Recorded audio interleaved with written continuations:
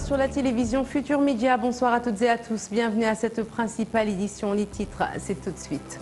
Affaire Oumar Ouatt, la famille du jeune entrepreneur tabassé à la suite d'une altercation avec un militaire français dément la direction de l'hôpital Fann. Selon elle, l'information selon laquelle le jeune homme n'a jamais été dans le coma est complètement fausse.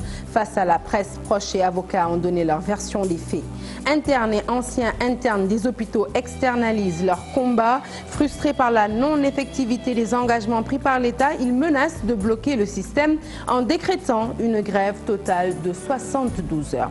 Maître Mamadama Gueye renonce à sa candidature à la prochaine élection présidentielle. L'avocat qui préfère jouer le rôle de sentinelle promet de rencontrer tous les leaders de l'opposition. Vous l'entendrez au cours de cette édition. Et puis, victoire du Sénégal face au Soudan et qualification à la prochaine Coupe d'Afrique des Nations.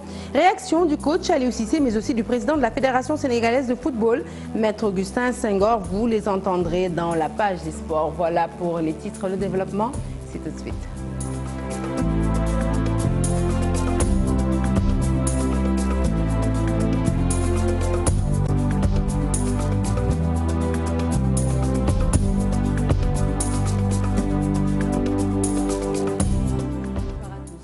C'est donc tout de suite en titre un journal que nous ouvrons avec l'affaire Oumar Ouatt, la sortie de l'hôpital Fann, déclarant que le jeune homme n'a jamais été dans le coma, a fait sortir la famille de ses gonds. Face à la presse, proches et avocats de la victime ont formellement démenti la direction de l'hôpital Fann. Le collectif pour la justice et contre les violences policières à l'origine de cette rencontre avec les médias tient à rétablir la vérité. Et à ce propos, écoutons l'avocat Maître Khourey Chiba, avocat donc d'Oumar Ouatt, au micro de Cheikh Diop.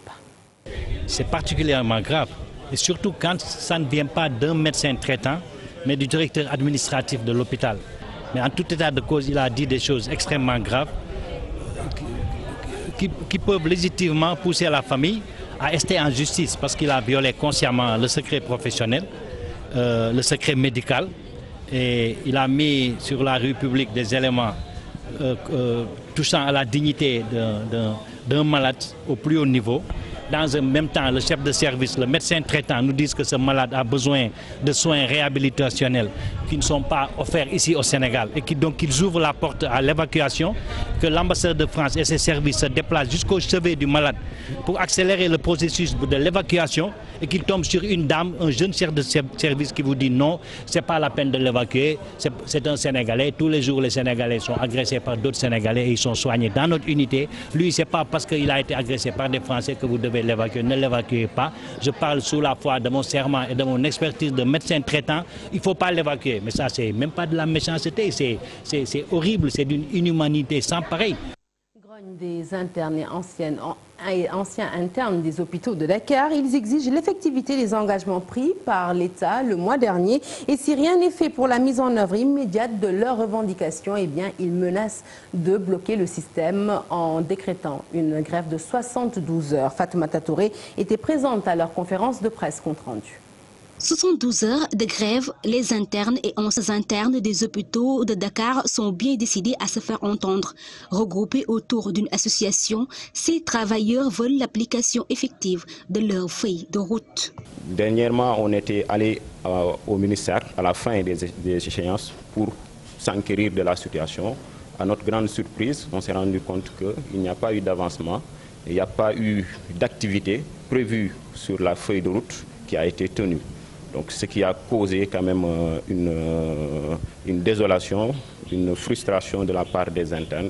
Et nous avons décidé d'observer une grève de 72 heures, une grève qui sera totale. 6 points de revendication, ils exigent la mise en œuvre immédiate de la plateforme. La plateforme revendicative était axée sur 6 points, notamment la question du statut, le statut des internes qui devait être clarifié. Ça a fait l'objet de discussions vraiment amples lors de ces assises, mais aussi la question du recrutement, le recrutement après la formation, mais aussi la prise en charge médicale, la prise en charge aussi des frais de spécialisation, l'indemnité de représentation médicale. Voilà. Maintenant, ce qui pose problème, c'est l'effectivité. Face à ce qu'il appelle mutisme des autorités, les internes des hôpitaux soutiennent que le ministre de la Santé doit réagir. L'appel que je lance à l'autorité, d'abord au ministère de la Santé, de prendre ses responsabilités et d'honorer l'engagement qu'ils ont pris.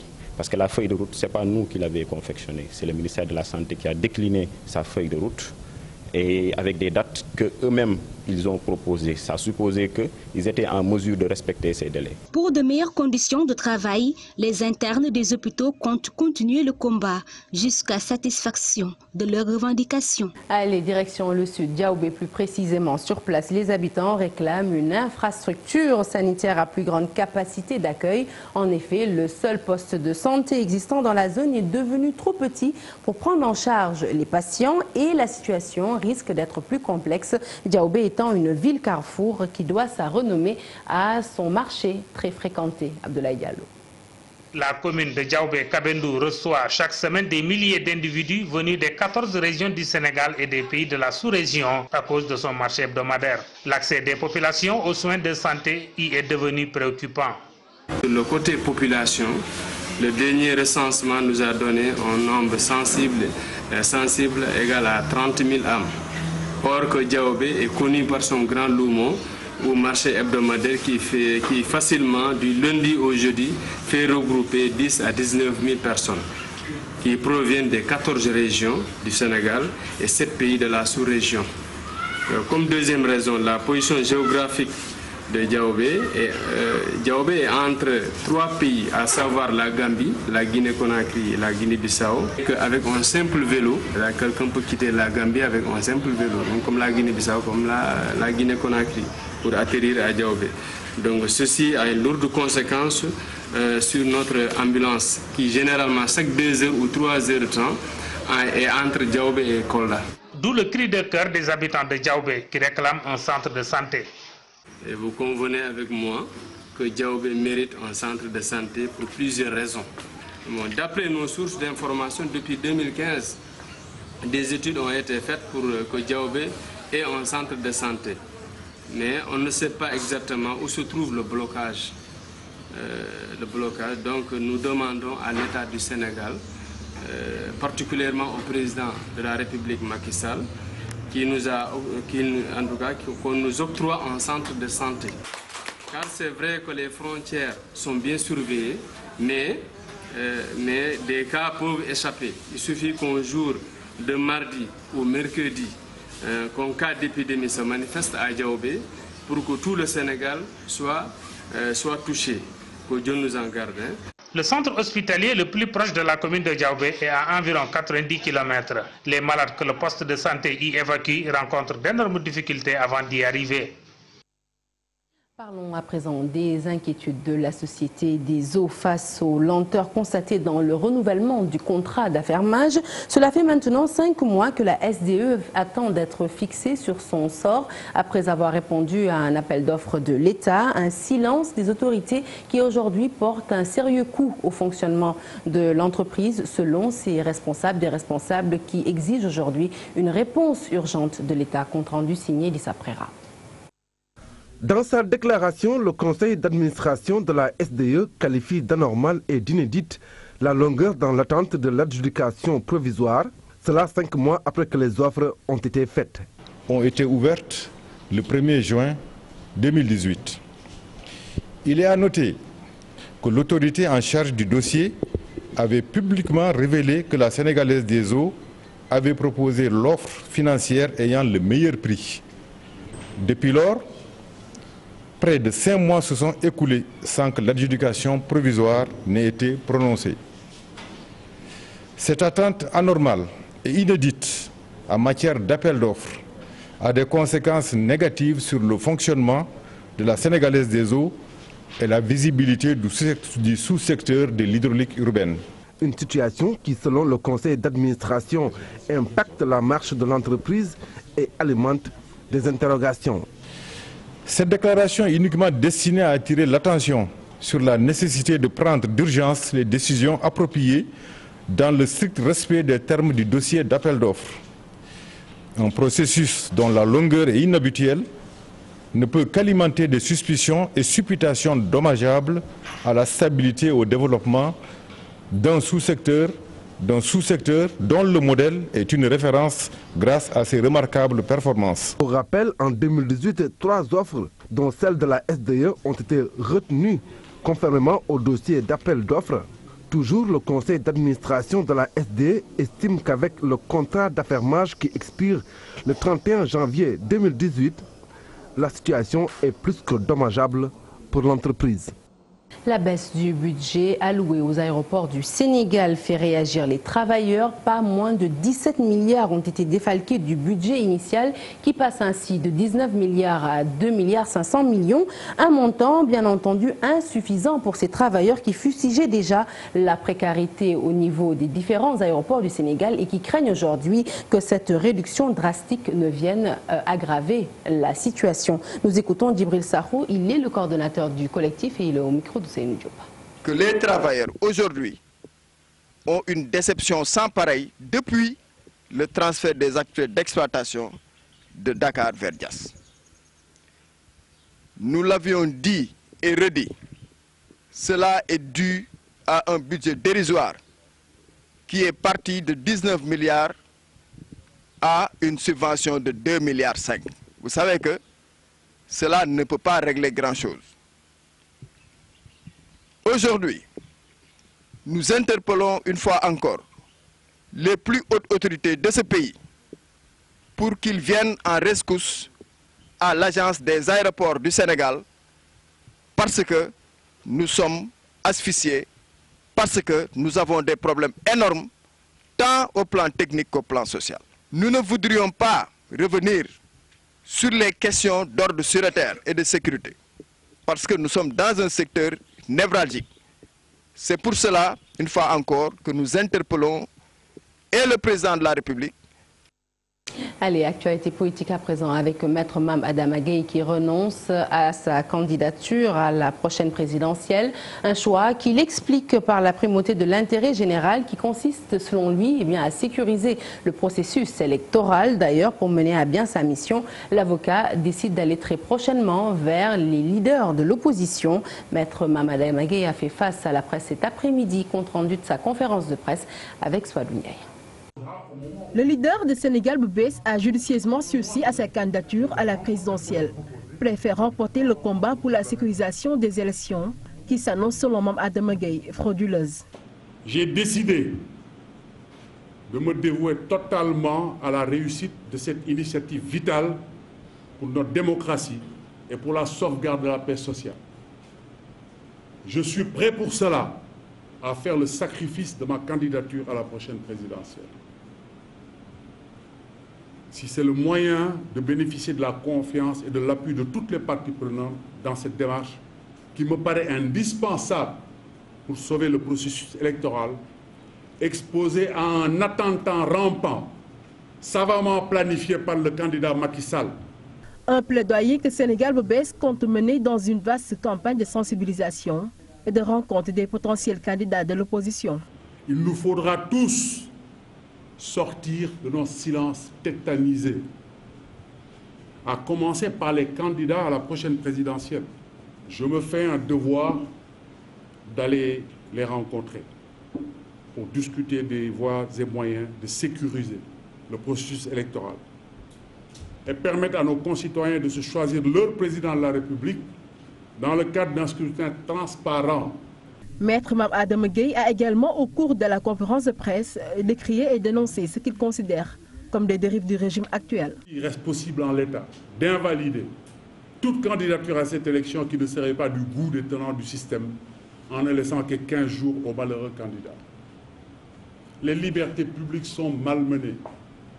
Les forces de l'ordre se basant sur l'arrêté scélérat Ousmane Ngom répriment sans ménagement toute manifestation dans le plateau. Il est temps que cela s'arrête avant qu'il ne soit trop tard. Le leader du mouvement a profité de l'occasion pour lancer un appel aux citoyens épris de justice à se dresser en sentinelle contre l'injustice, la gabegie et l'impunité qui gangrènent la société. Et l'actualité politique, ce sont aussi ces batailles de positionnement constatées au sein du parti présidentiel à seulement 4 mois du scrutin. La banlieue, pour le moment, en paie le plus lourd tribut avec Guédiawaye et Keur Massar, 2 bassins électoraux stratégiques, il faut le dire, où les leaders de l'APR n'arrivent pas encore à accorder leur violon. Habib Faye. Le théâtre d'une âpre bataille politique, la banlieue dans l'effervescence, Guédiawaye et Keur Massar, l'APR est dans la tourmente. Aucun leader ne veut être derrière son prochain et se proclame légitime. Il n'y a jamais eu de main tendue ou de main retenue. Donc ce qui est important, c'est que chacun de son côté travaille pour le président de la République. Et au finish, c'est le président de la République qui va engranger les voix. La Diop de son côté à Guédiawaye, un concurrent direct du frère du président, Aliou Sall, et par ailleurs maire de Guédiawaye, se veut clair. Les politiques, c'est que moi je me mettrai derrière personne à Guédiawaye. Ça c'est une posture définitive chez moi. Je ne peux pas me mettre derrière des gens. Derrière qui que ce soit. J'ai trop travaillé pour me mettre derrière. Il y a beaucoup de formules qui peuvent amener à l'unité. Il y a beaucoup de formules. Essayons de travailler sur ces formules. Mais me mettre moi derrière qui que ce soit poserait problème. Ne serait-ce qu'au niveau moi de ma base. Ça je ne peux pas le faire. Abdoulaye Sow, appelé par ses pairs à Keur Massar pour concurrencer le maire Moustapha Mbeng, se dit prêt à enfoncer son camarade de parti. Nos responsables savent bien que c'est moi qui fais l'affaire. Alors ils ont fait appel à moi. Et puis, vous autres journalistes savez que Keur Massar, c'est mon fief. Nous irons voir notre frère Moustapha Mbeng, le maire, pour essayer de nous unir. C'est possible. Duel de positionnement, la campagne pour la présidentielle de 2019 démarre dans la banlieue avec des querelles politiques au sein de l'APR. Même si certains leaders essaient d'être des médiateurs pour apaiser la tension, mais les autres refusent catégoriquement de s'aligner. Et la violence verbale qui semble s'ériger en mode de communication au sein de la classe politique intrigue les observateurs. Au banc des accusés, les politiciens certes, mais aussi les médias qui relaient ces dérapages. Mamadou Ndiaye, directeur des études du CESTI, plaide en faveur d'un organe plus coercitif que le CNRA pour régler ce problème. Il invite par ailleurs les journalistes à plus de responsabilité. Maïmouna Ndiaye l'a rencontré, reportage. Voir un leader politique traiter son prochain de tous les noms d'oiseaux, un fait devenu courant dans les médias au Sénégal, une indécence aux responsabilités partagées. Dans une démocratie, les médias jouent un rôle important, un rôle de consolidation, un rôle d'information, mais aussi et surtout un rôle de régulation. Nous assistons aujourd'hui au niveau du Sénégal à beaucoup de dérives dans le domaine du débat politique. Le débat politique devrait être rehaussé, civilisé, mais ce n'est pas ce que nous observons. Nous notons beaucoup de violence, beaucoup d'insultes. Vigilance, responsabilité, les maîtres mots. Le directeur des études du CESTI interpelle le CORED. Les journalistes doivent être beaucoup plus présents dans ce domaine-là. Je pense qu'un journaliste ne peut pas dans une profession organisée comme le journalisme, diffuser tout propos. Dans ce cas d'espèce également, je pense que le CORED devrait avoir un rôle à jouer et de manière beaucoup plus prompte que jusqu'à maintenant. La mise en place d'un organe plus compétent que le CNRA, un impératif. Il y a un gros problème dans le métier et je pense que le CNRA tel qu'il fonctionne n'est plus opératoire et qu'on doit aller vers la mise en place d'un organe beaucoup plus autoritaire, un organe avec beaucoup plus de compétences dans le domaine de la coercition, mais également dans le domaine de la formation. En attendant la création de ce nouveau mécanisme de régulation, Mamadou Ndiaye invite les professionnels des médias à revoir les règles du métier pour une cohésion sociale. Et puis avant de clôturer l'actualité politique, la chronique du jour, elle est consacrée à la potentielle réconciliation entre Ousmane Sonko et Maître Abdoulaye Wade, le leader de PASTEF. Les Patriotes, après avoir critiqué le régime de la première alternance, se dit prêt à rencontrer désormais le pape du SOPI, mais à seulement 4 mois du scrutin. À leur question, naturellement, pourquoi un tel revirement? Eh bien, réponse dans cette chronique, elle est signée Ibrahim Akana. En se rapprochant de Maître Abdoulaye Wade, Ousmane Sonko pose un acte qui surprend plus d'un, amenant certains à déceler une incongruité, un désaveu, une incohérence totale dans sa démarche, eu égard à ses nombreuses critiques acerbes formulées à l'encontre de la gestion de la première alternance et de Wade fils en particulier.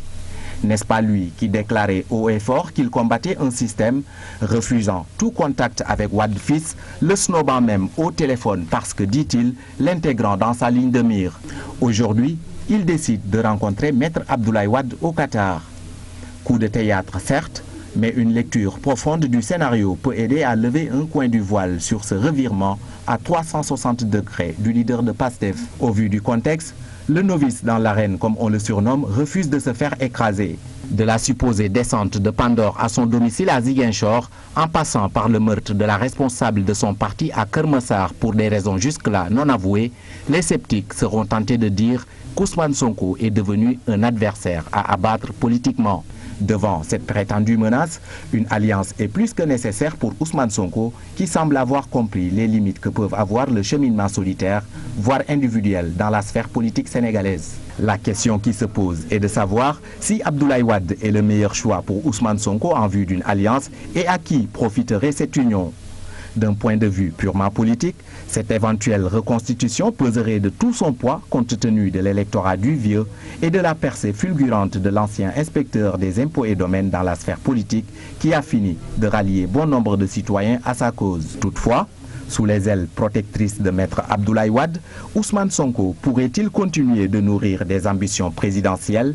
C'est là la vraie question quand on sait que pour Maître Wade, le seul prétendant au fauteuil présidentiel n'est autre que Karim Wade. Un feuilleton loin de connaître son épilogue et comme a-t-on l'habitude de dire, la politique ne porte jamais de grossesse, mais un beau jour, elle accouche. Merci Ibrahim Makani. Puis je vous en parlais hier de la célébration de la Journée mondiale de l'alimentation, occasion saisie par la rédaction pour mettre en lumière les femmes de Tcharfiaï à Toubatoul. Leur trouvaille est bien retourner dans leur fief pour y pratiquer le maraîchage, une manière pour ces braves dames de lutter contre l'exode rural, mais aussi et surtout de s'investir entièrement dans l'autosuffisance alimentaire. Charanta Diop pour la correspondance. Les femmes du groupe d'initiative pour le progrès social de Thiès magnifient la femme rurale pour les nombreux efforts qu'elle ne cesse d'accomplir pour le développement des terroirs. Les femmes de la localité de Tcharfiaï, dans la commune de Toubatoul, sont réputées être des travailleuses de la terre. Elles y pratiquent du maraîchage sur plusieurs hectares. Il n'y a pas meilleure date que de venir au cœur de ce périmètre magnifier la femme rurale. C'est des mois, voire une année d'efforts qui a abouti à un puits équipé d'un kit motopompe, plaque solaire et 1 hectare de goutte à goutte. Et cette installation, depuis 6 mois, a révolutionné le quotidien de ce village et les villages qui l'entourent. Quand la femme rurale a accès à la terre, a le contrôle de cette terre, a un appui financier qui permet d'installer des ouvrages qui allègent les corvées, elle peut, avec un fonds de roulement, s'adonner à une création de richesse. Très dévouées à la tâche, les femmes de Tcharfiaï sont en plein pied dans la politique de l'autosuffisance alimentaire. Nous, femmes de Tcharfiaï, nous contribuons beaucoup à la politique de l'autosuffisance alimentaire. Nous cultivons toutes sortes de légumes. Les femmes du village de Tcharfiaï, regroupées au sein d'un groupement, ont tourné le dos à l'exode rural et préfèrent rester dans leur terroir pour mener des activités économiques.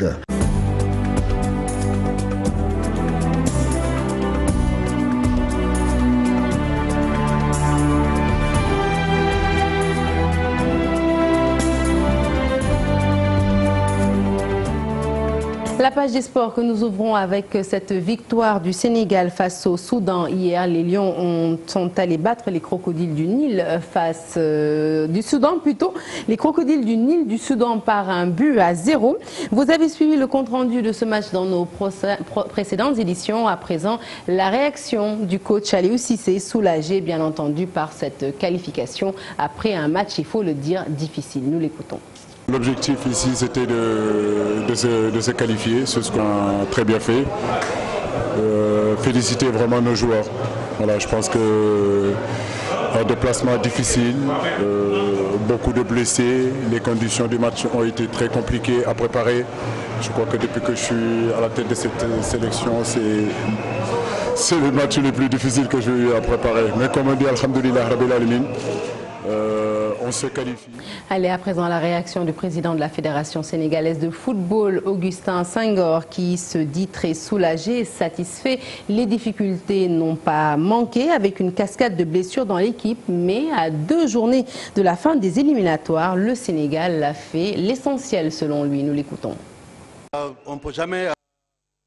un match de nous. Si je vous dis qu'à la 87e minute, je savais que Sidi ça rentrait pour mettre un but, je dirais non. Mais ce qui est important, malgré la difficulté, c'est qu'on a eu un coaching gagnant avec Diao qui tire le ballon et que le dernier entrant, donc Sidi qui marque. Ça aussi, il faut le mettre en exergue. Et un match, ça se gère sur des détails.